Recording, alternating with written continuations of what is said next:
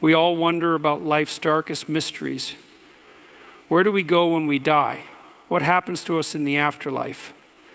For centuries, humanity has been captivated by the concept of hell. But what if I told you that hell isn't just a place we go when we die, but something far more insidious, something we carry with us every day? Today I'm going to take you on a journey into the truth about hell, one that will shake you to your core, challenge your perceptions, and make you think deeply about the choices you make. This is not just a religious perspective. This is a truth that applies to every person, everywhere, at every moment of their lives. The truth about hell, the internal struggle. Hell. When most people think of hell, they picture flames, torment, and the anguished cries of those condemned for eternity. The image conjured is often one of biblical proportions, fire and brimstone, a place of eternal suffering where the wicked are cast into the depths of despair. But what if I told you that the true nature of hell isn't some distant, mythical realm, but something far closer to home? What if the real hell isn't a place, but a state of being? A battle fought deep within the soul, in the most intimate and hidden corners of our minds. Hell, as we are often taught, is the consequence of our actions. It's a punishment for living a life filled with sin and transgression. A place where we are separated from God, from love, from everything that makes us human.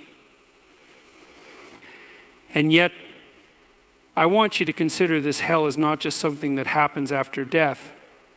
Hell is what happens when you live a life devoid of truth, when you ignore the deeper parts of yourself, when you continue to lie to yourself and others. Hell is the internal struggle that takes place when you refuse to confront who you really are, when you continue to live in avoidance and denial. The truth about hell is that it is something we carry with us every day. It's a psychological prison that we create for ourselves, a cage built from our own fears, our own unresolved conflicts, and our own failures to confront the truth about who we are and what we are meant to do in this life. It is not a fire that burns, but a slow, persistent, suffocating feeling that gnaws away at the edges of your mind. It is not something that happens to you when you die, but something that happens to you as you live. Each and every day you refuse to face the discomfort of growth. Imagine for a moment that you're trapped in a room with no windows, no doors, and no light. You don't know how you got there, and you don't know when it started, but you feel the weight of your own existence pressing down on you. The walls are closing in, and though you scream and struggle to escape, nothing changes. Every day feels the same. There's no relief, no escape, and no hope. Your mind races with thoughts that spiral in on themselves, thoughts of regret, failure, loneliness, and confusion. You are stuck, caught in a cycle of your own making, and no matter how hard you try, there is no way out. This is what it feels like to live in hell, but it's not always as obvious. We don't always see the internal struggles we go through as a kind of torment, a slow burning suffering. Hell comes to us in subtle ways. It's the emptiness you feel in the pit of your stomach when you look at your life and feel like there's something missing, something more that you should be doing, but you can't quite put your finger on it. It's the gnawing anxiety that keeps you up at night, the feeling that no matter how successful you are on the outside, something isn't right on the inside. Hell is the overwhelming sense of regret that follows you around like a shadow, reminding you of all the moments you chose comfort over truth, avoidance over confrontation, and the easy path over the hard one.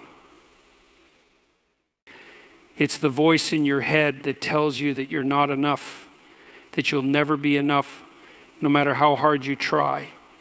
It's the disconnect you feel from other people, the loneliness that creeps in when you realize that even in a crowded room, you can't escape the emptiness inside.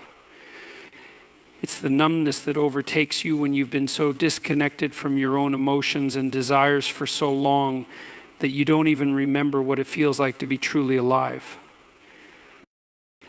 This internal hell is not a place where you're burned by fire or pierced with eternal suffering. No, it's far more insidious. It's a slow, creeping force that suffocates your joy, your potential, and your ability to live freely. It's a prison without bars, an inescapable loop that keeps you trapped in the lies you've told yourself over the years. It's the denial of your own mistakes, the failure to take responsibility for your actions, and the refusal to face the parts of yourself that you fear the most. And because you're so used to this internal suffering, it becomes normalized. You stop even realizing that you're in hell because you've learned to live with it, to cope with it, and to convince yourself that this is just how life is. But here's the kicker: hell is not permanent. It doesn't have to be. Hell exists because we allow it to. We allow ourselves to stay trapped in the prison of our own making, constantly running from the truth and never fully confronting who we are or what we need to change. We create hell by choosing to live in denial, by avoiding the discomfort of self-awareness, and by resisting the calls for change that come from deep within us.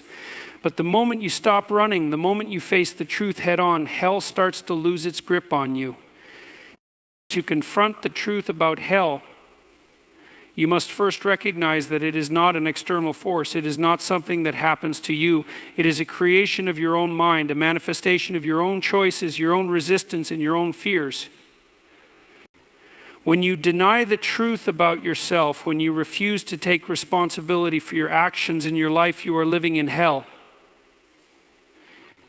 But when you choose to see yourself clearly, when you choose to confront your fears, your flaws, your failures, and your deepest regrets, you begin to dismantle the walls of your own prison. It is a painful process. It is a struggle. But it is the only path to freedom. Freedom comes not from avoiding the truth, but from facing it squarely, no matter how uncomfortable, no matter how inconvenient. The moment you accept that hell is not an external place, but an internal condition, you can begin to change it. You begin to understand that the suffering you feel is not a punishment from the universe or from some higher power, but the consequence of living a life out of alignment with your true self. It is the byproduct of denying your own humanity, of failing to embrace the discomfort of growth and change. The truth about hell is that it is not a place you're sent to, it is a place you choose to stay in. You stay there when you refuse to face the difficult truths about who you are and what you need to do to change. You stay there when you choose to numb yourself with distractions rather than confronting your deepest fears. But you can leave hell. You can escape it. But to do so, you must be willing to face the truth of who you are, to take responsibility for your actions, and to be brave enough to walk through the pain of growth. Hell, then, is not some distant, mythical place. It is the internal struggle of a soul that refuses to face itself. It is the war within that keeps us trapped in our own suffering, a suffering we can choose to end by stepping into the light of truth, responsibility, and self-awareness. The truth about hell is this: it is not a place that is imposed upon you, it is something that you create. And the moment you choose to confront it, to own your pain, to confront the parts of yourself you fear, hell begins to lose its power over you. It's not easy, but it's the only way to break free and step into the life you were always meant to live. Sartre, Dostoevsky, and the realization of hell. When we think of hell, most of us immediately picture a place of fire and brimstone, a fiery pit where the souls of the damned are eternally tortured for their sins. This image has been propagated by religious texts and popular culture for centuries. Yet, if we take a deeper look, particularly through the lens of existentialist philosophers and authors, we come to realize that hell in its truest form is not a place, but a state of mind, a psychological prison of our own making. Two writers in particular, Jean-Paul Sartre and Fyodor Dostoevsky, offer profound insights into this internal struggle and the human condition that illuminates the concept of hell as we experience it on earth. Sartre, in his seminal work No Exit, presents a chilling vision of hell that departs from traditional religious depictions. In his play, three characters are trapped in a room together for eternity. There is no fire, no physical torment, yet they are subjected to a far worse punishment each other. The walls of the room are not made of stone, but of the individuals themselves. The essence of their suffering comes not from external forces, but from the unrelenting exposure to the flaws, desires, and guilt of others. In Sartre's Hell, the characters are forced to confront their past actions and their inability to escape the judgments of others, a mirror of their own self-loathing. Hell is other people. Sartre famously declares, a line that emphasizes the suffering brought about by human relationships and the endless cycle of judgment and self-judgment. The characters cannot escape the consequences of their actions, and neither can they escape themselves. This is Sartre's definition of hell, the inability to escape our own consciousness, our inability to reconcile with the decisions we have made, the people we have hurt, and the lives we have wasted. This existential notion of hell speaks directly to the human condition, where our torment arises not from external punishment, but from our own internal struggles. We are constantly at war with ourselves, torn between our desires, our ideals, our guilt, and our fear of facing the truth. Sartre understood that the greatest suffering comes not from the physical world, but from the realm of the mind, where we must confront our own choices, our own moral failings, and our existential emptiness. In this sense, hell is not something that happens to us after death. It is something we live with every day as we come face to face with the consequences of our actions and the weight of our responsibility. Dostoevsky, one of the greatest writers of the 19th century, grapples with similar themes of suffering, guilt, and redemption in his works. In The Brothers Karamazov, he explores the tension between free will, morality, and divine justice. One of the key aspects of Dostoevsky's philosophy is the idea that suffering is inherent to the human experience and that through suffering, one can achieve spiritual transformation. In his novel Crime and Punishment, the protagonist Raskolnikov commits murder but cannot escape the psychological and moral consequences of his crime. His descent into madness is a form of hell in itself, a mental prison that torments him far more than any physical punishment could. For Raskolnikov, the real hell is not the act of murder itself, but the guilt that consumes him, the knowledge that he cannot reconcile his actions with his moral understanding of the world.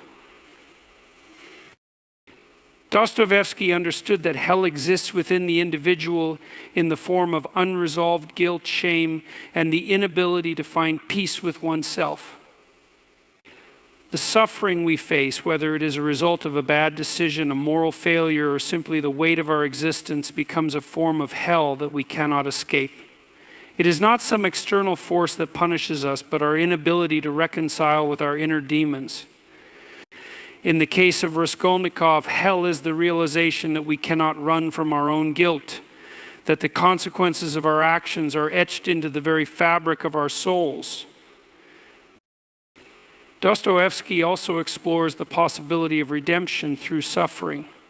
While Sartre presents hell as a never-ending cycle of torment without escape, Dostoevsky sees suffering as a means of salvation, a pathway to spiritual awakening. His characters are often tested by extreme hardship, and it is through facing their suffering that they find redemption. In The Brothers Karamazov, for example,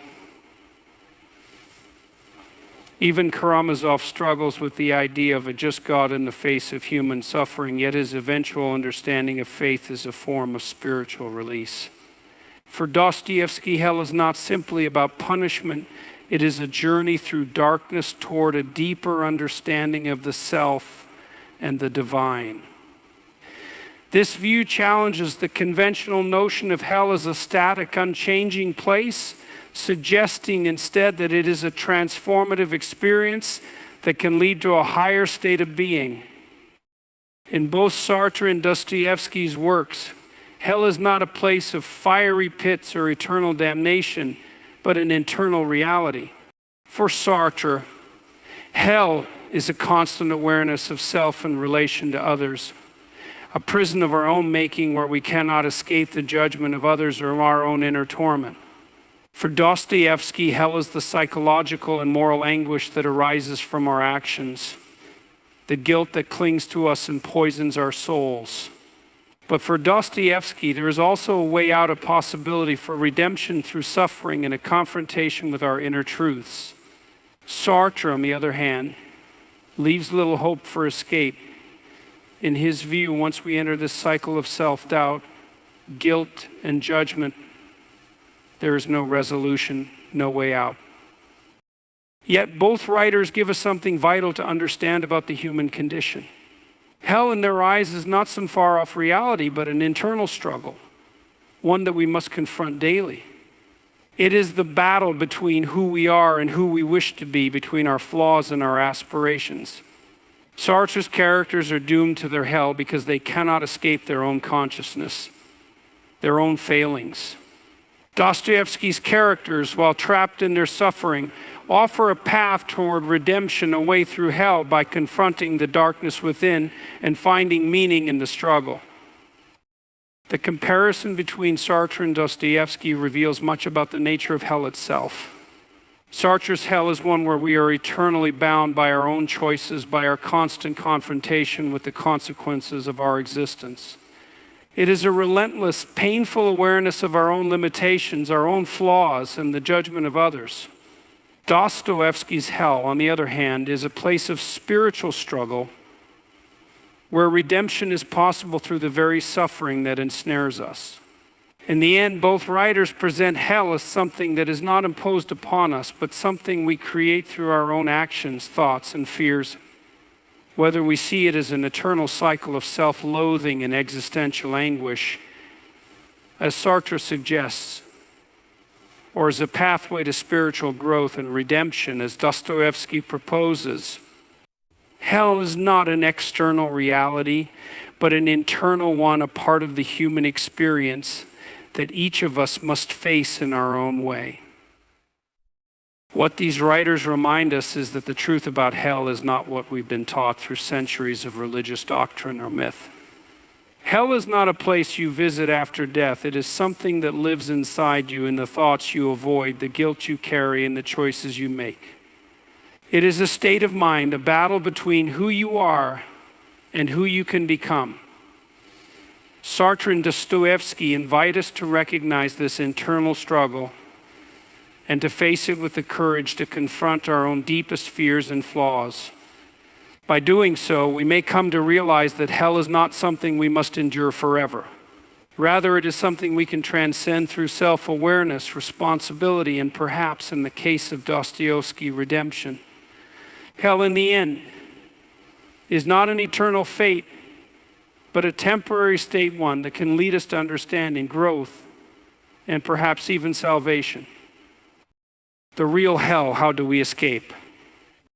Hell, it's a concept that transcends religious doctrine, cultural boundaries, and human understanding. For centuries, it has been depicted as a place of eternal torment, a fiery abyss where the wicked are punished for their sins. From the molten depths of Dante's Inferno to the infernal flames of Christian theology, hell has been portrayed as a place of ultimate suffering. But what if hell is not merely a distant place of eternal punishment after death? What if it is something that we live through in our day-to-day lives? Something far more immediate, more personal, and more terrifying. What if hell is not a place to be feared in the afterlife, but an experience that we can find ourselves trapped in right here, right now, within our own minds and hearts? The truth about hell is much more complicated than simple fire and brimstone. Hell, at its core, is an internal reality, a state of existence in which we are trapped in our own suffering, guilt, shame, and fear. It is the emotional, psychological, and spiritual torment that we impose upon ourselves through the choices we make and the way we live our lives. The real hell is not something that happens to us after we die, but something we create in the here and now. It is the result of unresolved inner conflicts, repressed emotions, unaddressed traumas, and the constant struggle to avoid facing the truth about who we are. Hell is not the absence of comfort or peace, but the inability to find true peace within ourselves. It is the sense of being trapped in a life that does not feel like our own, a life that is not aligned with our true desires, values, and purpose. It is the gnawing sensation of emptiness that persists no matter how much success, wealth, or material comfort we accumulate. It is the internal conflict that arises when we lie to ourselves, when we suppress our true feelings, and when we choose the easy path over the difficult one of confronting our fears and weaknesses. Hell is not just a place we go, it's a state we live in when we avoid the difficult truths about ourselves and our lives.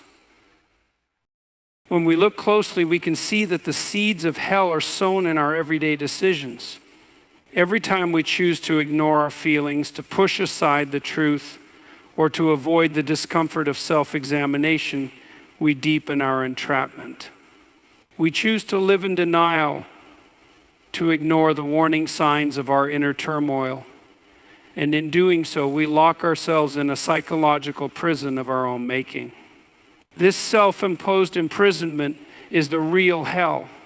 It is not a punishment inflicted by some external force, but rather the consequences of our own choices to avoid confronting our inner darkness. But here's the paradox. Hell is not inevitable. It is a place we can escape from if we are willing to confront the very forces that keep us trapped.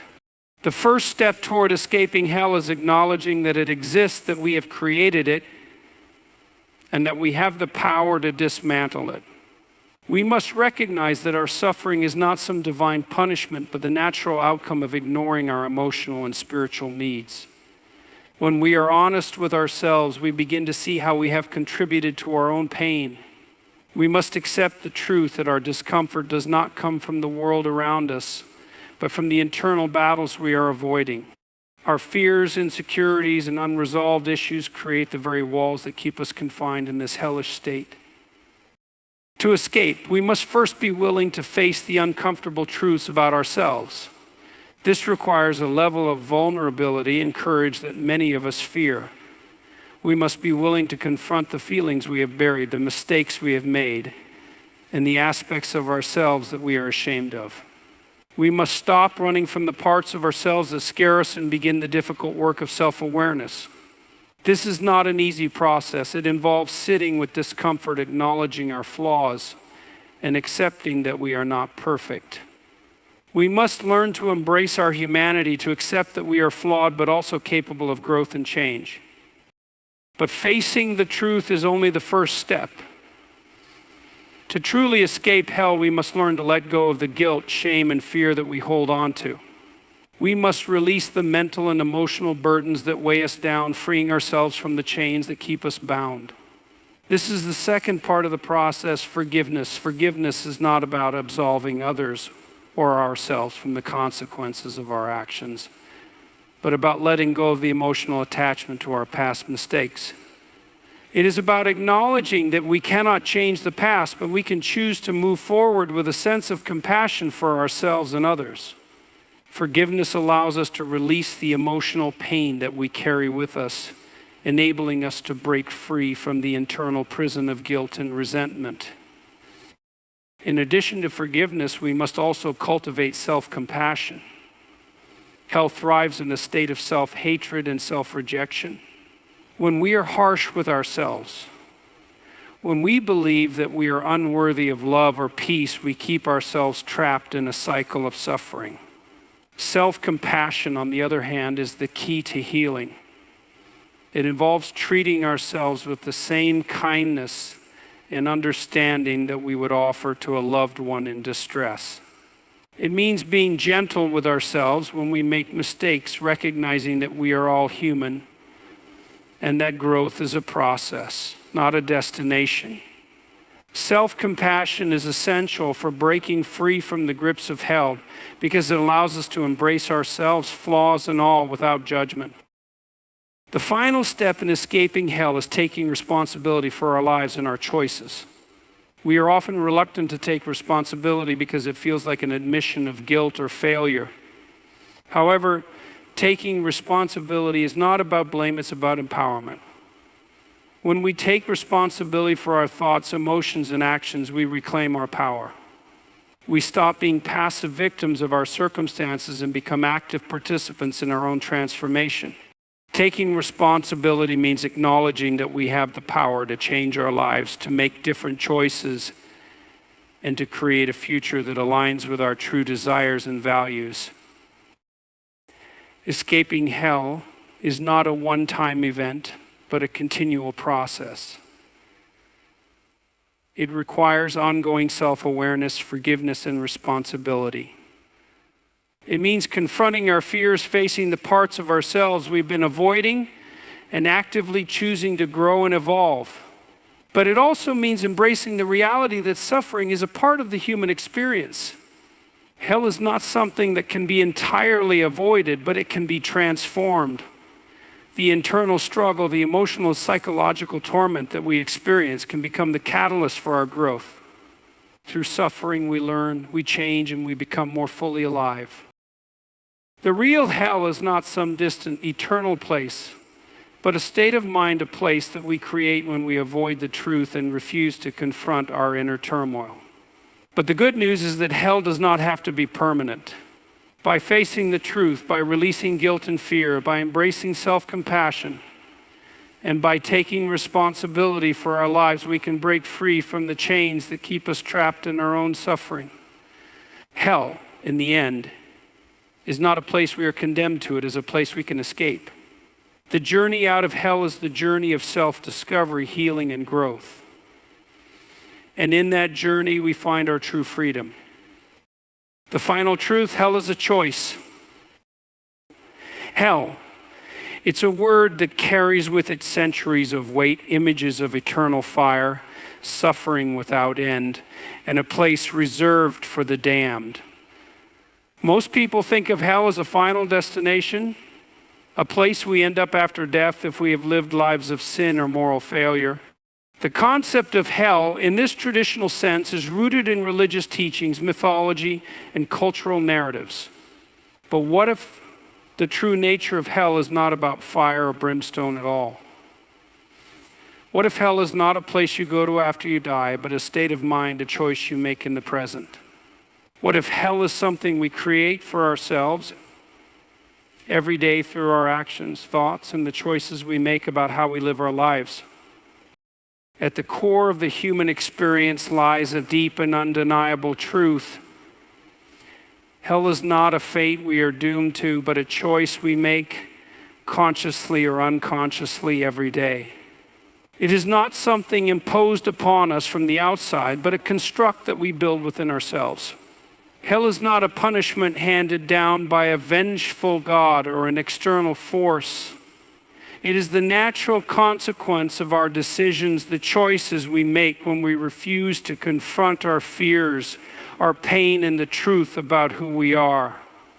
We create hell when we choose to live in denial, when we refuse to acknowledge the parts of ourselves that are broken or hurting, when we close ourselves off from vulnerability, when we refuse to confront our own darkness. We lock ourselves in a prison of our own making.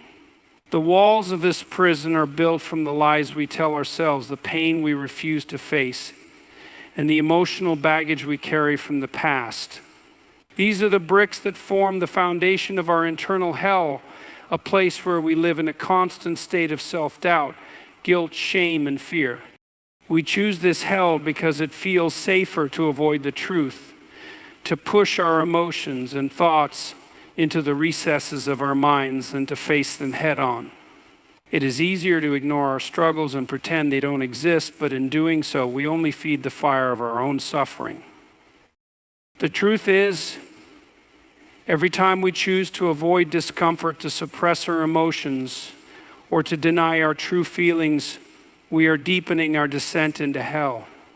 The more we suppress, the more we avoid, the more we run from our truth, the stronger the chains become that keep us imprisoned in our own torment. Our fears, anxieties, and regrets continue to haunt us, never allowing us to find peace. The more we try to outrun our problems, the more tightly they grip us. The very act of denying our inner world, the parts of ourselves that scare us, ensures that we remain trapped. This is the essence of hell, the constant cycle of self-deception, avoidance, and suffering. But what if we could break free from this? What if hell wasn't something we were trapped in forever? What if in every moment we had the power to choose a different path, one that leads us out of the darkness and into the light? The key to escaping hell lies in the realization that it is not some external force that holds us captive, but our own refusal to face the truth. Hell is not a sentence handed down from the universe. It is a consequence of the choices we make about how we live, how we treat ourselves, and how we engage with the world around us. The moment we decide to confront our inner demons, the moment we choose to face the truth, no matter how painful or uncomfortable, it is the moment we begin to dismantle the walls of hell. It is not an easy journey, nor is it instantaneous, but it is a journey worth taking. To step out of hell is to choose to embrace the truth about ourselves, to acknowledge our flaws, our weaknesses, and our fears, and to move through them instead of avoiding them. It is to stop pretending to be something we are not and to begin living authentically in alignment with our true selves. The truth is, escaping hell requires us to make a choice, a conscious decision to stop living in denial, to stop running from our pain, and to stop hiding from our fears. It is a decision to face ourselves, to look at the parts of us that we would rather ignore, and to begin the process of healing. When we stop avoiding our inner truth, when we stop pretending that everything is fine when it isn't, we begin the slow and difficult process of breaking free from the prison we have built. This is not a quick fix, it is a lifetime journey. But it is one that begins with a single decision, a decision to choose truth over lies, vulnerability over defense, and growth over stagnation. Hell is a choice, and so is freedom. Every day we are presented with the opportunity to choose our path. We can continue down the road of denial, fear, and avoidance, and we will continue to live in the prison of our own creation. Or we can choose to face our fears, to confront our pain, and to live authentically, knowing that it is in this process of self-awareness and self-acceptance that we can begin to free ourselves. The choice is ours. Hell is not inevitable. It is a result of the choices we make. And just as we have the power to create hell, we have the power to escape it. It's easy to think that hell is something we are stuck with, that it's a punishment or a fate from which there is no escape. But the truth is that we are not powerless in the face of it. We are not bound to live in torment forever. The moment we realize that hell is a choice, that it is not something we are sentenced to, but something we create, we take back the power to change our lives. We have the ability to change the direction of our lives, to choose a new path, to choose to live with honesty, integrity, and authenticity. The key to escaping hell lies not in some distant future or afterlife, but in the here and now and the choices we make every single day. We create hell through our actions, thoughts, and beliefs, but we can also unmake it. We can choose to step into the light of our own truth, to stop running from our fears, and to start embracing our full potential. We can choose to forgive ourselves for our past mistakes, to heal our wounds, and to let go of the emotional baggage that weighs us down. We can choose to live with compassion, not just for others, but for ourselves. We can choose to break free from the mental prison of guilt, shame, and fear, and to step into a life of freedom, authenticity, and peace. Hell is a choice, but so is salvation. The road to freedom is not easy, and it requires us to confront the darkness within. But the moment we make the choice to face that darkness, to embrace our truth, and to live in alignment with our deepest values, we begin to walk the path of liberation. The chains that bind us begin to loosen. The walls of our self-imposed prison start to crumble. The truth is, hell is not a fate we are doomed to. It is a state we can escape. And in choosing truth, authenticity, and self-awareness, we can step out of the darkness and into the light of our own potential. Hell is a choice, but so is freedom. And the power to choose is always in our hands. The thrilling tale begins, Amon's descent into hell. Let me take you on a journey into the depths of a soul lost, a mind clouded, and a spirit broken. It is a journey you may find unsettling, for it begins not with fire and brimstone, but with the quiet, unrelenting toll of a life lived in denial. Meet Marcus. He's a man like many others. On the outside, he appears to have it all: wealth, success, respect, and admiration. He's the kind of man people envy. His home is filled with the finest things money can buy. His office is a testament to his hard work and ambition. He's respected by colleagues, admired by his peers, and loved by those closest to him. By all accounts, Marcus is living the dream. But inside, he feels nothing. It is not that he doesn't have emotions, nor that he is incapable of joy. No, Marcus has learned to numb himself. He has mastered the art of avoiding the discomfort of his own heart. Behind the mask of perfection lies an overwhelming sense of emptiness. He's constantly moving, constantly working, constantly striving to get somewhere, but never really feeling like he's anywhere at all. Marcus wakes up every morning to the same routine. He checks his emails, manages his meetings, plans his day, but there's a deep void that grows larger as each day goes by. The more he achieves, the more hollow he feels. The more people praise him, the quieter the internal voice becomes, telling him that something is wrong, that something is missing. And yet he ignores it. He's too busy to listen, too successful to doubt. But then one evening, after a particularly grueling day at work, Marcus stands in front of his mirror, looking at his own reflection. He has no reason to feel as he does. His life should be perfect. Why doesn't he feel alive?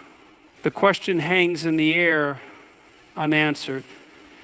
And in that moment, something inside him begins to stir, a quiet, almost imperceptible feeling that he cannot dismiss. For the first time in years, he's forced to confront it. Is this it? Is this all there is? Marcus feels the stirrings of unease creeping in like the distant rumble of thunder before a storm. Could it be that all his accomplishments, all his wealth, all his status are just empty distractions from the truth? That's when the first tremor of his descent begins. He can't name it yet, but there's a strange, growing sense of discomfort, a prickling at the back of his mind, like the sensation that he's forgetting something crucial. A few days later, he finds himself at a party surrounded by people laughing, talking, and celebrating. The music is loud, the drinks are flowing, but Marcus feels strangely detached. His laughter feels hollow. His conversations feel shallow. He watches people around him, each of them caught up in their own world, their own distractions, just like him. But there's a growing awareness now, an uncomfortable realization. None of this matters. The people, the parties, the sessions, they're all just distractions. He feels like an actor in his own life, playing a part that no longer suits him. Marcus begins to feel the weight of something he had long avoided, loneliness. Not the loneliness of physical isolation, but a deeper, more insidious kind of loneliness of the soul. A loneliness that emerges when you've lived so many years pursuing the wrong things, when you've built your life on the illusion of success, only to realize that what you've been chasing doesn't fulfill you. Days turn into weeks, and Marcus can no longer ignore the discomfort gnawing at him. He begins to withdraw. His work suffers. He isolates himself from friends and colleagues. Every interaction feels forced, every conversation strained. The emptiness inside him grows, but he cannot fill it. He tries to drown it out with alcohol, work, or the fleeting pleasures of consumerism. But nothing works. He can't escape the truth anymore. He begins to reflect on his past, the decisions he made, the lies he told himself, the relationships he neglected. He remembers how he used to dream when he was younger, how he once believed that life had meaning. But somewhere along the way, he lost that belief. He sacrificed his passions, his purpose in the pursuit of success. He convinced himself that if he just achieved more, earned more, became more, he would find fulfillment. But he was wrong. And now he feels the deep, suffocating weight of that truth. One night, in a fit of frustration, Marcus takes a walk through the city, trying to clear his head. The streets are empty. The neon lights flicker. Everything feels unreal, like he's living in a dream he can't wake up from.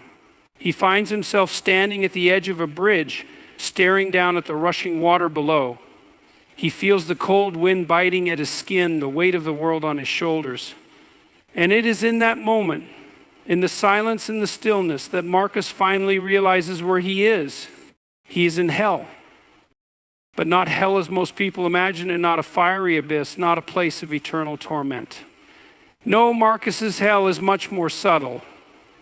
It's the hell of lost purpose, of self-deception, of disconnection from what truly matters. His hell is not a punishment inflicted by some external force. It is a creation of his own making. He has built this hell with every lie, every avoidance, every time he chose comfort over truth. In that moment, Marcus understands he's been living a life out of alignment with his true self. His soul has been in turmoil, but he has ignored the signs. He has been blind to the things that could have saved him: vulnerability, truth, authentic connection, and self-awareness. He has avoided the discomfort of facing himself, and in doing so, he has created his own hell. But here's the twist, the spark of hope that begins to flicker in the dark. In the midst of his despair, Marcus realizes something that is both terrifying and liberating. He can change. Hell is not a permanent place. It is a state of mind. It is the product of avoidance, denial, and self-deception. And if hell is something he has created, then he has the power to escape it. He does not need to be trapped in this emotional and psychological prison anymore. The key is within him. The truth, the light, and the redemption are waiting for him on the other side of his fears. As Marcus stands there staring into the abyss of his own soul, he makes a decision. He will face the truth. He will take responsibility for his life, confront the lies he's been living, and rebuild from the inside out. The road ahead will not be easy. It will be filled with discomfort, uncertainty, and pain. But for the first time in years,